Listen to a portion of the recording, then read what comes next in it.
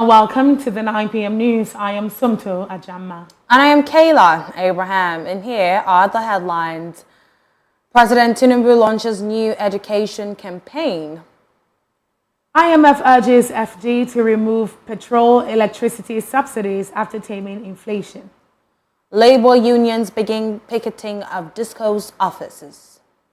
Falana to Fubara, any sitting outsiders River Assembly Complex is unlawful. In business, NAS proposes stricter rules for CBN executives. And in sports, Finity's foreign assistant unveiled. Another news in details. We'll begin with a nationwide protest by members of the organized labor unions who have begun picketing the offices of the Nigerian Electricity Regulatory Commission (NERC) and distribution companies DISCOs against the electricity tariff hike. In Lagos, the workers were cited at the corporate headquarters of the Ikeja Electricity Distribution Company, singing and calling for the reversal of the Band A tariff. In Oyo, protesters stormed the office of the Ibadan Electricity Distribution Company, picketing the same. In Plateau State, members of the Nigerian Labour Congress and the trade union blocked the entrance of the headquarters of Jos Electricity Distribution Company in Jos, the state capital. The Nigerian Electricity Regulatory Commission offices located at the Gold and Base axis in Jos were also picketed by the union members, leaving their workers stranded. You may recall that the NLC and TUC earlier gave the Nigerian Electricity Regulatory Commission a 7-day ultimatum to reverse the revised tariff. However, the federal government said a reversal of the tariff would spell doom for the power sector, urging Nigerians to bear the temporary pains. The situation has drawn comment from various quarters, with inflation rising and Nigerians grappling with the removal of petroleum subsidy. Human rights lawyer Femi Falana, SAN, claimed that the federal government was raising funds for the cash-strapped discos with the tariff hike. However, Minister of Power Adebayo Adelabu defended the move, stating that the Electricity Act 2023 allows for tariff reviews twice a year. In a monumental display of solidarity, the Nigerian Labour Congress (NLC) and Trade Union Congress (TUC) have orchestrated a massive protest across the country in response to the federal government's recent imposition of higher electricity tariffs on Band A customers. This unprecedented demonstration has mobilized thousands of Nigerians nationwide, uniting in a resounding outcry against the tariff hike. VOP TV's Oyedamola Olukutom brings you the rest of the story.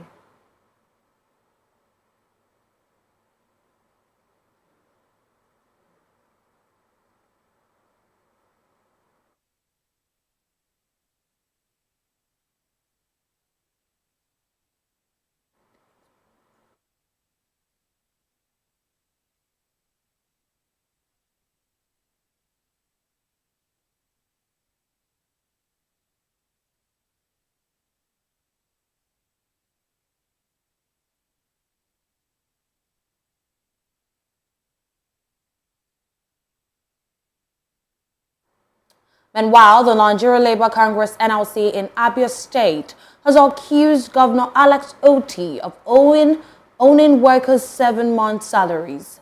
The Abia NLC made the accusation in a statement over the weekend, jointly signed by its state chairperson Ogbonnaya Okoro and Secretary Ima Aluzie. It criticized the state governor for insisting that workers in the state should embark on another verification exercise. It was reported that the state government had, through a circular issued by the head of service of the state, directed the state public and civil servants in ministries, departments, agencies, and 17 local government areas to upload their document online as part of the verification exercise. The workers were to upload their document from 10 to 31 May 2024. However, the NLC in the state said it was surprised that the state government was making the request, even after workers in the state had previously undergone a verification exercise ordered by the government.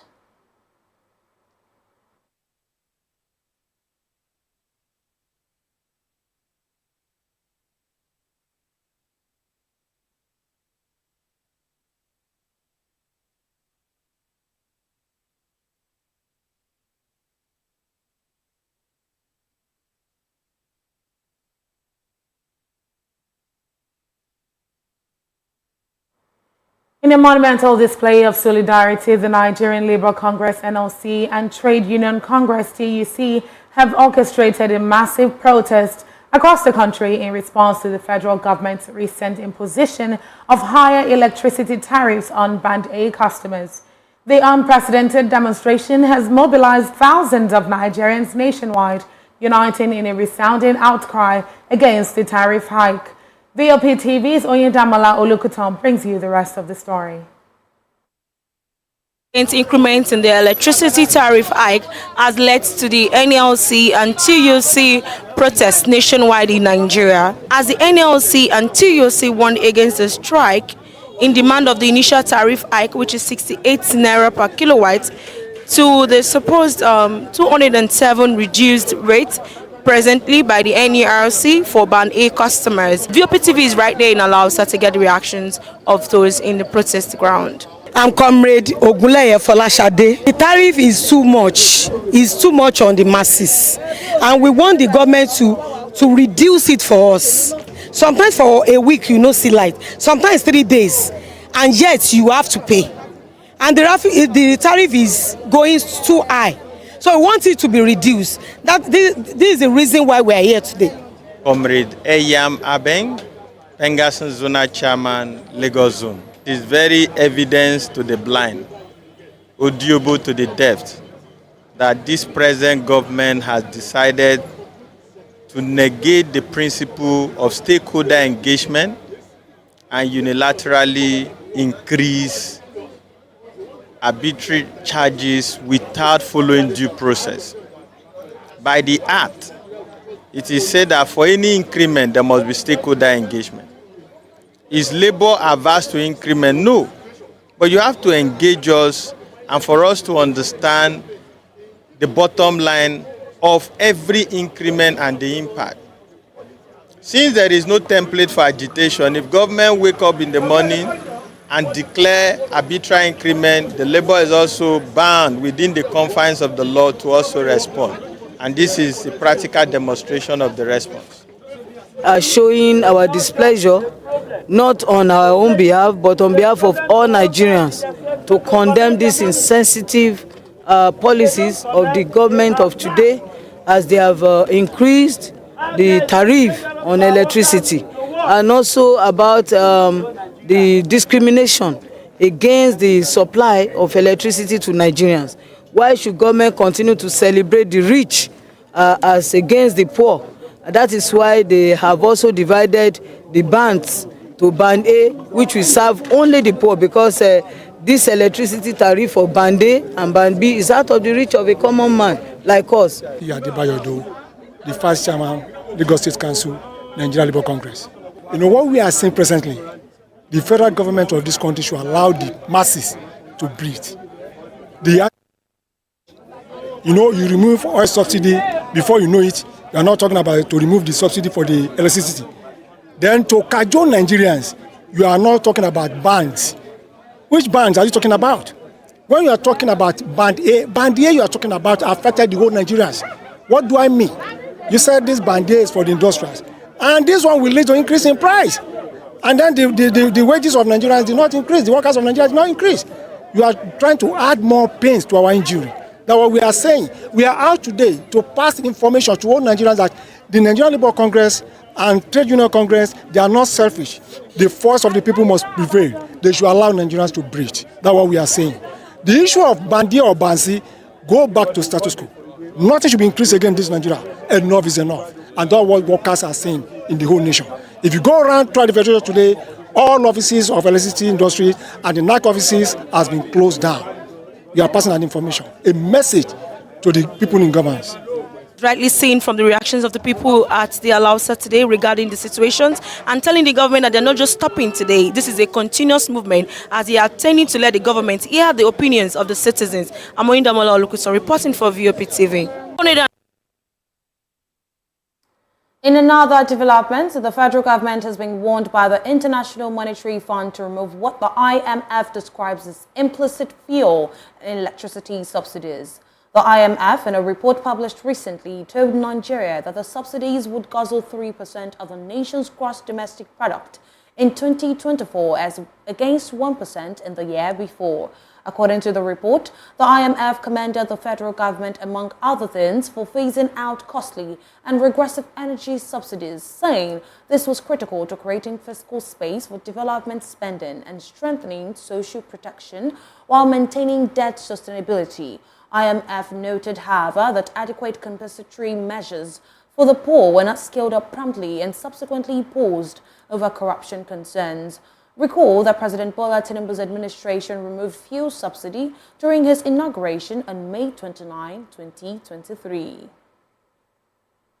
Over to politics now. An order that relocates the sitting of the Rivers State House Assembly to the auditorium of the administrative block of the Government House, Port Harcourt, has caused a disagreement between the state's government and lawmakers loyal to the Minister of the Federal Capital Territory, Nyesom Wike. The order, which was released by the state's governor, Siminalayi Fubara, on Friday, is contained in the state's official gazette, tagged Executive Order of the River State Government of 001/2023, while the state's Commissioner for Information and Communications, Joseph Johnson, insisted that Fubara had the power to relocate the state assembly. The pro-Wike lawmakers described the relocation as illegal. As the governor and Wike's loyalists disagreed on the assembly relocation, the pro-Fubara lawmakers yesterday invited Dana Gogo Iboroma SAN for screening and confirmation today as a member of the state executive. Meanwhile, human rights lawyer Femi Falana has insisted that members of the Rivers State House of Assembly who defected from the People's Democratic Party to the All Progressives Congress have forfeited their positions in the legislative body. 25 lawmakers loyal to the former governor of Rivers State and current minister of the Federal Capital Territory, Nyesom Wike, had switched to the APC amid the political deadlock between him and Governor Siminalayi Fubara. Falana, while speaking during a televised interview, asserted that the lawmakers would be ousted from their seat for transitioning to the APC. Citing the Constitution, he said, unless you can show and demonstrate that there is division in a political party that sponsored your election, you cannot remain in any legislative arm if you decamp to another party, end quote. The human rights lawyer noted that there is a court order restraining the 25 lawmakers from representing themselves as legislators in the state, as well as prohibiting the speaker from identifying himself as the Speaker of the House. Still in Rivers State, Edison Ahir, the Chief of Staff to the Rivers State government, has made startling allegations claiming that he was offered a bribe to orchestrate the impeachment of Governor Siminalayi Fubara. Speaking at a rally in the Ahuada East area of the state, Ahir revealed that the purported plot to impeach the governor, though he did not disclose the identities of those behind the offer. Ahir's revelation comes amidst a protracted crisis in the state, exacerbated by the conflict between Governor Fubara and his predecessor, Minister Nyesom Wike. Last year, Ahir was declared wanted by the police in connection with the invasion of the State House of Assembly, further complicating the political landscape in Rivers State.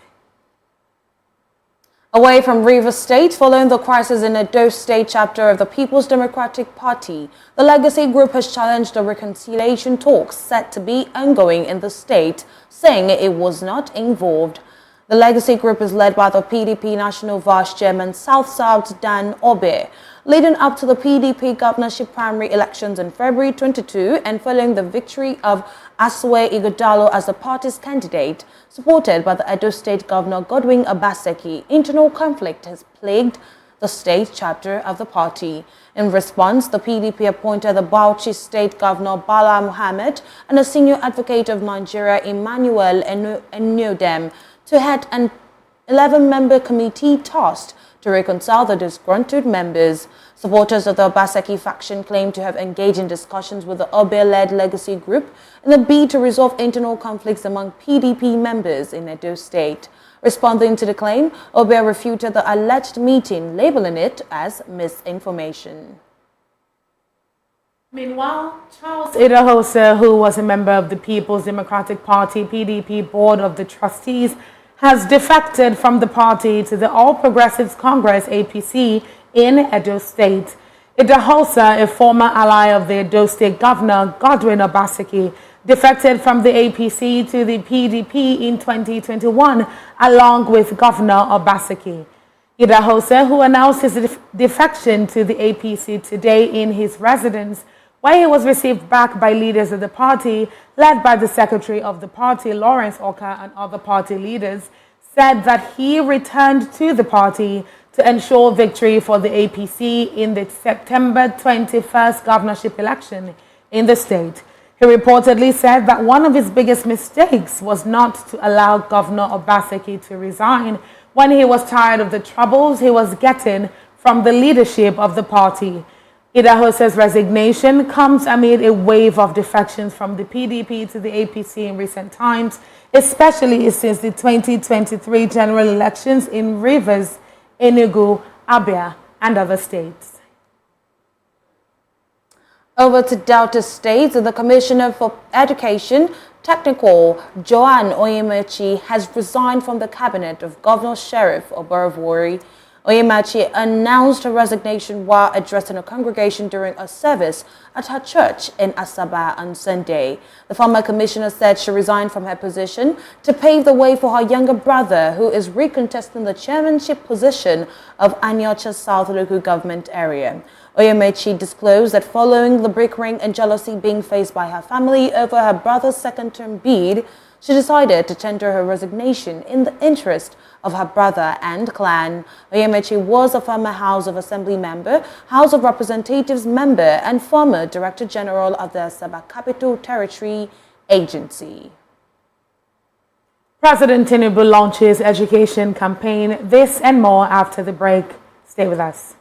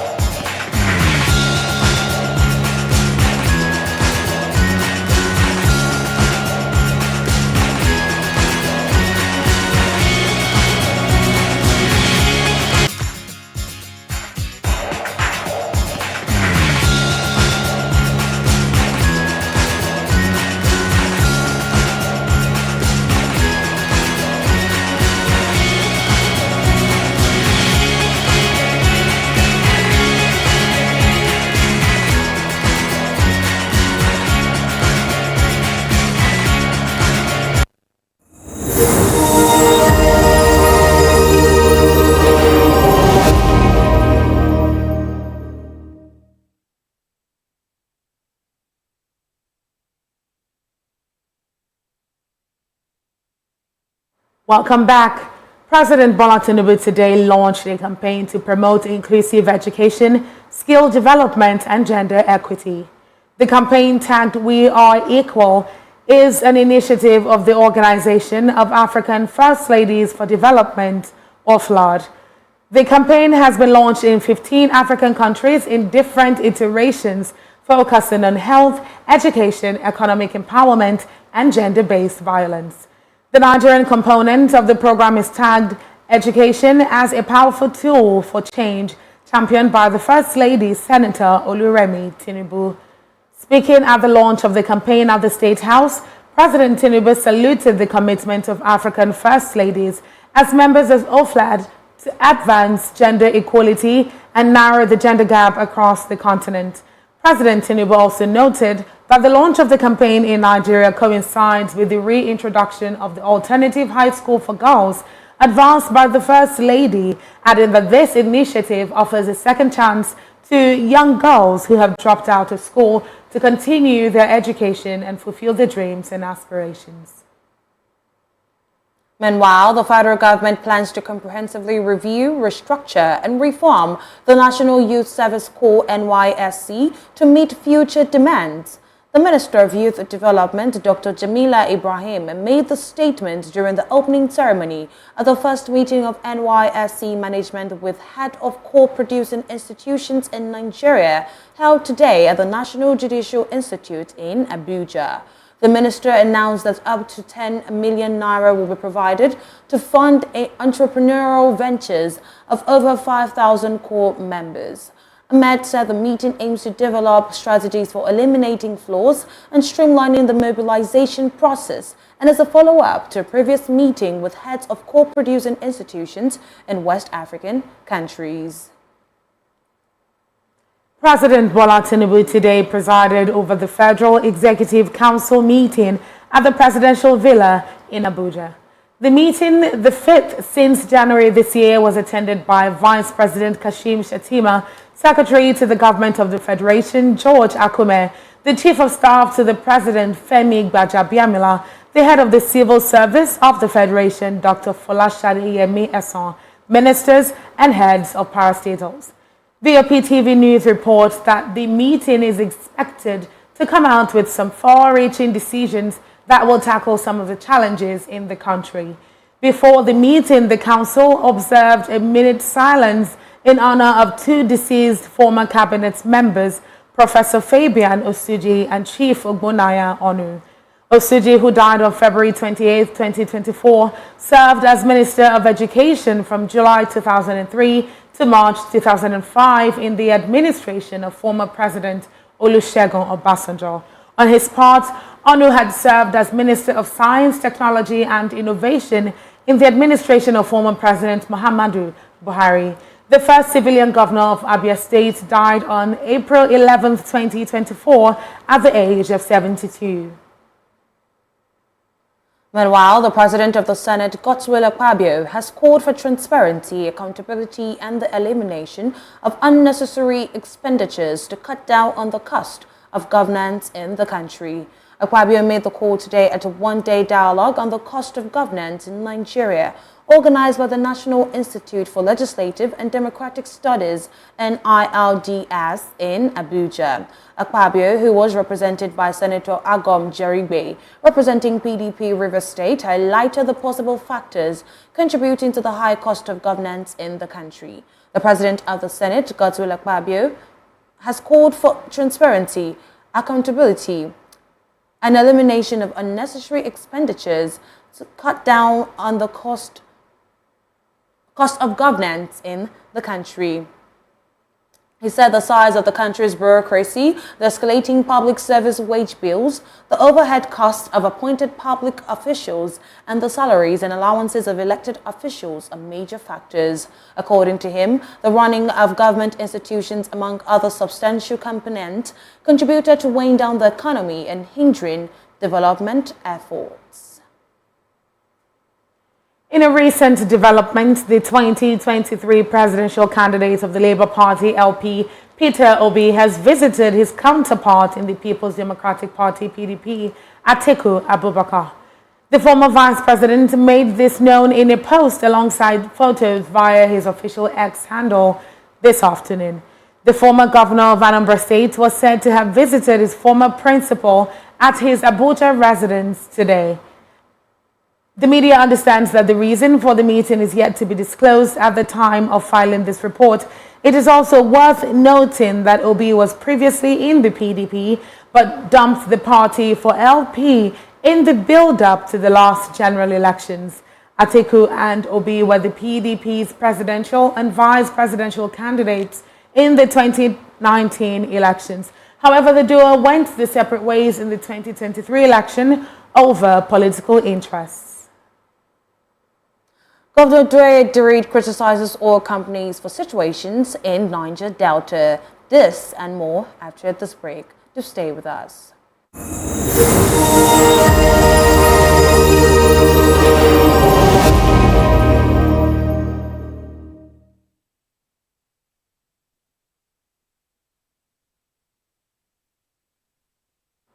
Welcome back and thanks for staying tuned. Bayelsa State Governor Duri has condemned oil companies for the environmental degradation in the Niger Delta region.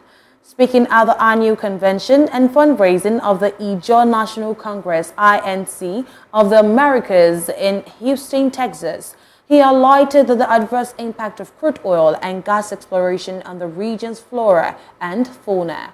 Governor Diri urged Bayelsa indigents in the diaspora to support the state government's effort to address environmental challenges.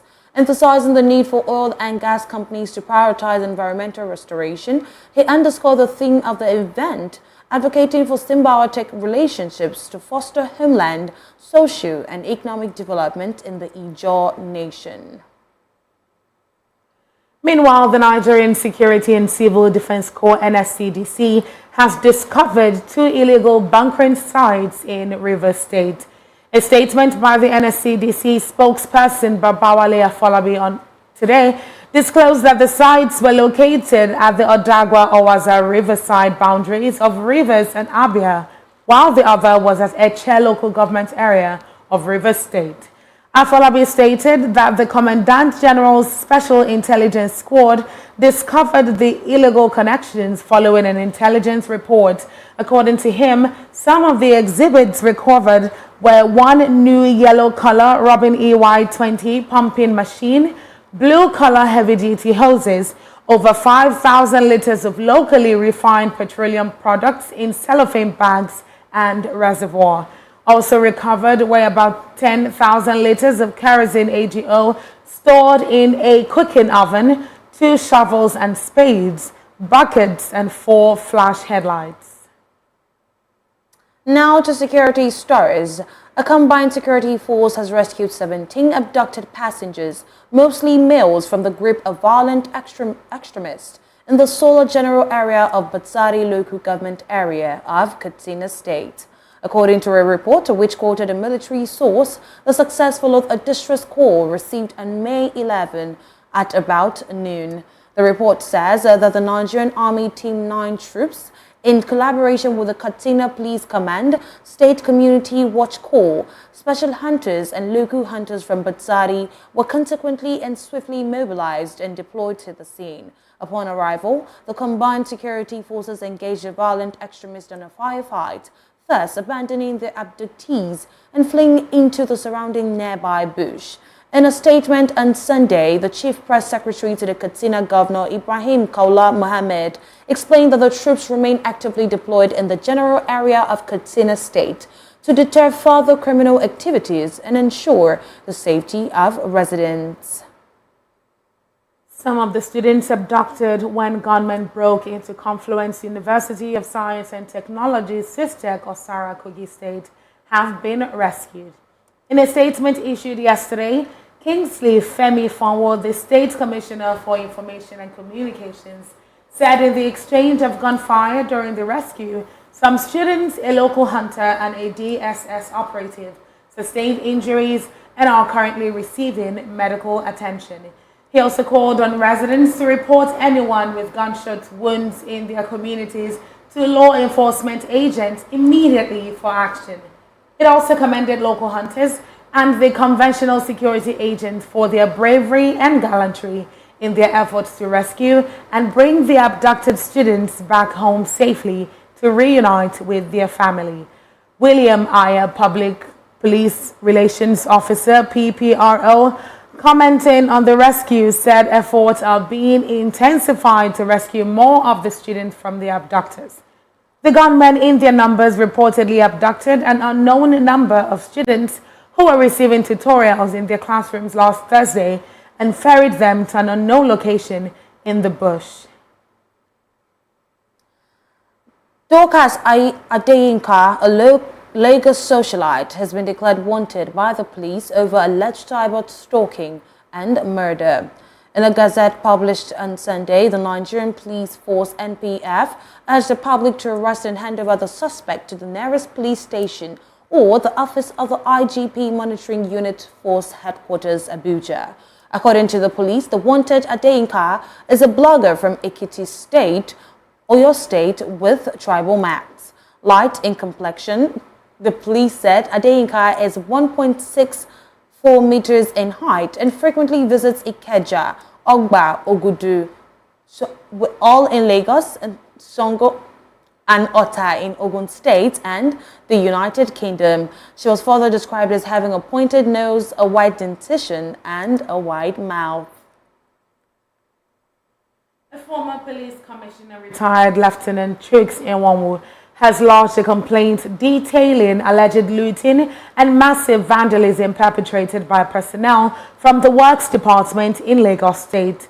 The former police officer recounts his ordeal, highlighting the egregious actions taken against him and his property. VOP TV Matthew Ogunswada gives us more details in this report.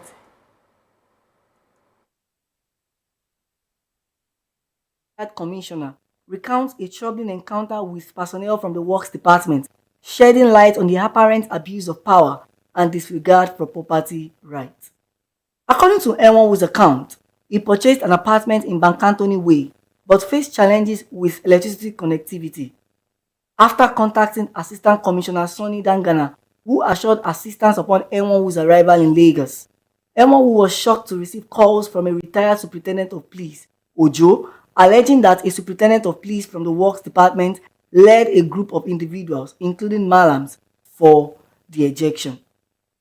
Part of the team that went out on that particular day, yes, it was led by a different officer because I was indisposed, and as a result of which I couldn't participate. I didn't participate in the exercise, yes. But I am the AC provost. I'm in charge of provost. Despite Enwonwu's request for a brief delay to send 2 superintendents of police to assist in moving his belongings, the Works Department personnel proceeded with forceful entry, leading to extensive looting and vandalism. This has resulted to significant losses, including cash, jewelry, clothing, property documents, and even his academic certificate. I have not moved out my load because there is another house I bought from the same police, which is situated 10 minutes away from there in Bankantoni.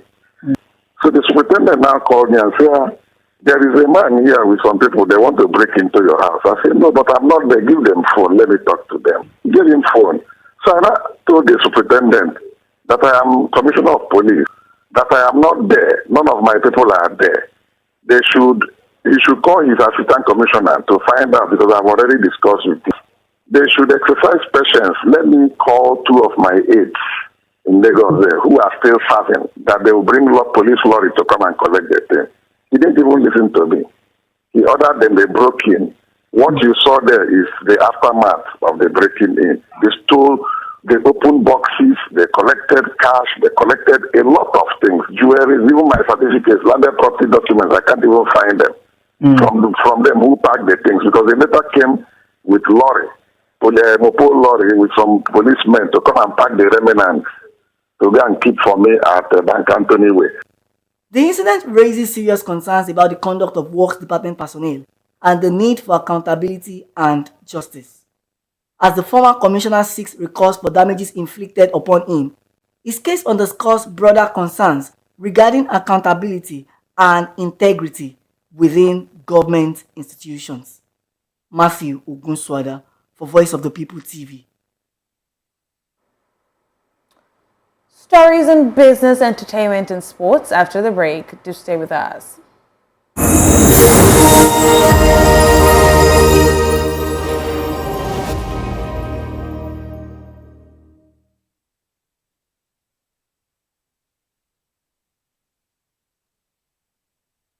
Welcome back and thanks for staying tuned. Now in business. The National Assembly has proposed amendments to the Central Bank of Nigeria CBN Act 2007 aimed at enforcing a 3-year ban on top CBN executives from engaging in political activities post their tenure. Spearheaded by former Senator Darlington Wokocha, the proposed changes also extend the tenure of CBN officials to 5 years with an option for 1 additional term.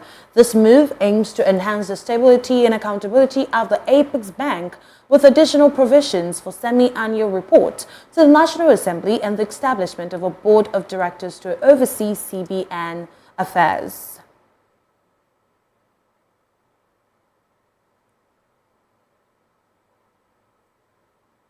Minister of Aviation and Aerospace Development Festus Keyamo has urged Air France KLM to lower ticket prices for Nigerian travelers, aligning them with those in neighboring regions. This call comes amidst efforts to address high international airfare costs, including the recent clearance of unremitted ticket revenues by by the Central Bank of Nigeria. Keyamo emphasized collaboration with airlines to improve travel access, highlighting the importance of competitive pricing for Nigerian travelers. In response, Air France KLM commended Keyamo's efforts and announced plans to introduce new aircraft, enhancing the travel experience for Nigerian passengers. Organized labor in Nigeria, represented by the Nigerian Labour Congress (NLC) and the Trade Union Congress (TUC), is calling for the complete reversal of the power sector privatization. Amidst protests against recent electricity tariff hikes, NLC President Joe Ajero condemned the privatization process as a colossal failure with detrimental effect on workers and businesses. The unions argue that wage-earning workers unable to adjust their incomes in response to rising utility costs bear the brunt of increased electricity tariffs, exacerbating Nigerians' unemployment crisis. Internet connectivity in Nigeria is set to improve following the repair of subsea cables that caused an outage in March 2024. This follows the announcement by Main One that it has repaired its subsea cable, a major carrier of internet capacity to Nigeria. In a statement, the digital infrastructure company noted that with the help of regional partners, maintenance providers, vessel owners, and permitting authorities, it has completed the necessary repairs to its submarine cable system and has resumed regular operations. Main One provided restoration capacity and rerouted traffic during the repairs to minimize the impact on customers. And in sports, Super Eagles head coach Finidi George has named his foreign assistant.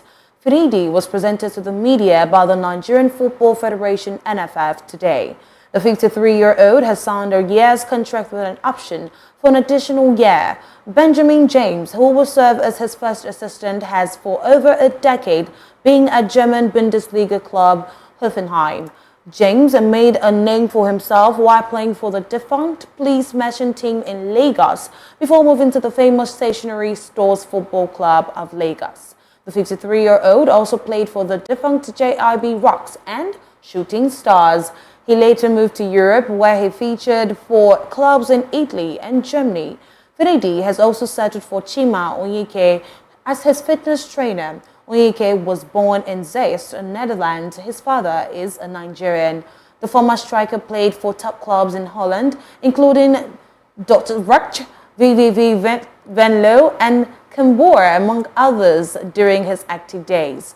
After retiring from playing, Onyeke attended a sports university to obtain his diploma in fitness. He then began work as a personal trainer, working with players such as Roy Mokay and Alexander Kezakov. The 58-year-old has worked as fitness coach at Russian club NZ Makachakla, Greek club PAOK, and Bundesliga outfit VfB Stuttgart. Mehmet Öztürk, a Turkish, will function as the match analyst. Still on sports, AC Milan winger Samuel Chukwueze is a major doubt for Nigeria's 2026 FIFA World Cup qualifier against South Africa and Benin Republic.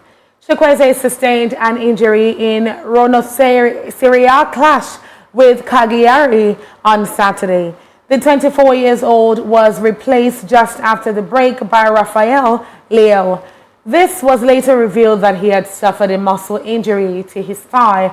The former Villarreal player was not invited for Nigeria's friendlies against Ghana and Mali in March. The Super Eagles will take on the Bafana of South Africa at the Godswill Akpabio International Stadium, Uyo, on Friday, June 7th. The three-time African champion will face neighbors Benin Republic a few days later. The Super Eagles are yet to record a win in Group C after drawing their opening two games, Lesotho and Zimbabwe.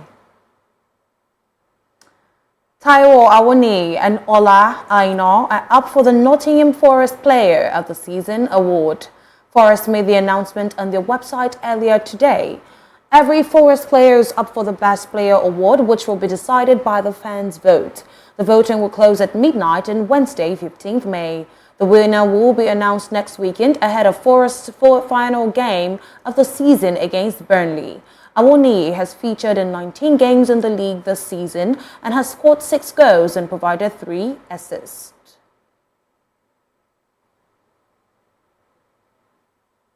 Moving on to entertainment, the 10th edition of the African Magic Viewers' Choice Awards AMVCA was a night of recognition for exceptional talent in Nollywood.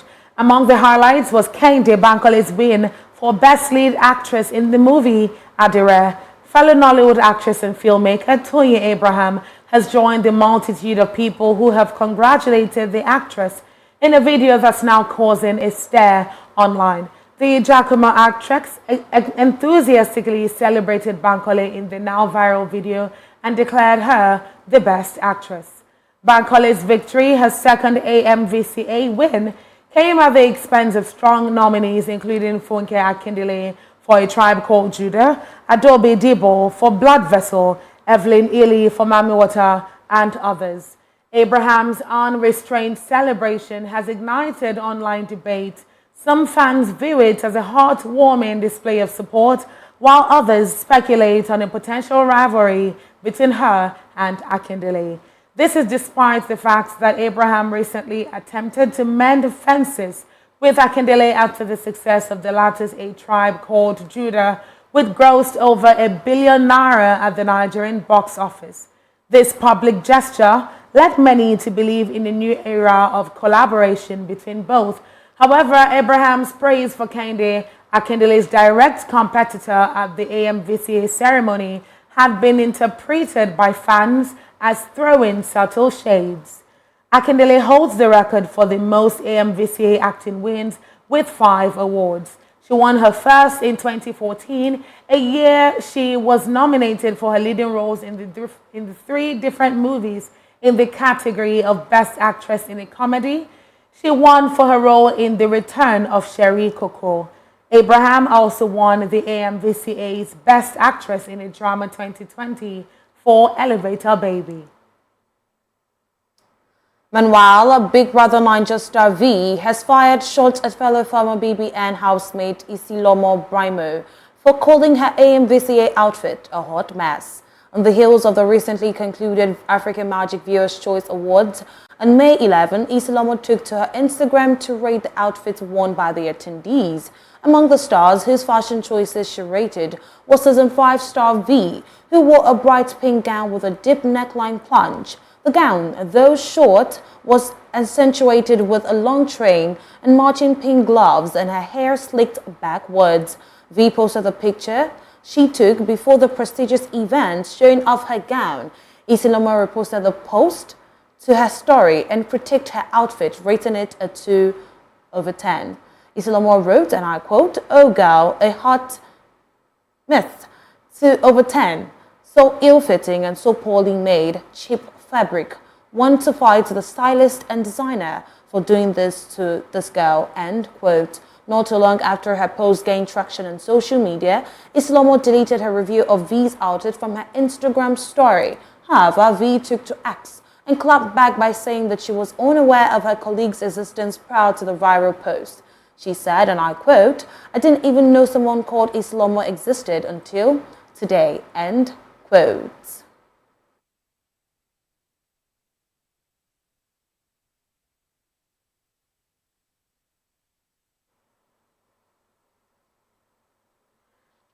And to wrap the 9 p.m. news on VOP TV, let's take a look at the headlines again. President Tinubu launches new education campaign.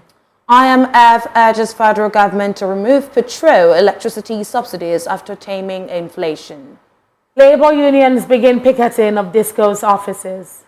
Falana to Fubra. Any seating outside Rivers Assembly Complex is unlawful. In business, NAS proposes stricter rules for CBN executives. And in sport, Finidi's foreign assistant unveiled. And that is a wrap on the 9 p.m. news on VOP TV. I am Kayla Abraham. And I am Simto Ajamma. Good evening.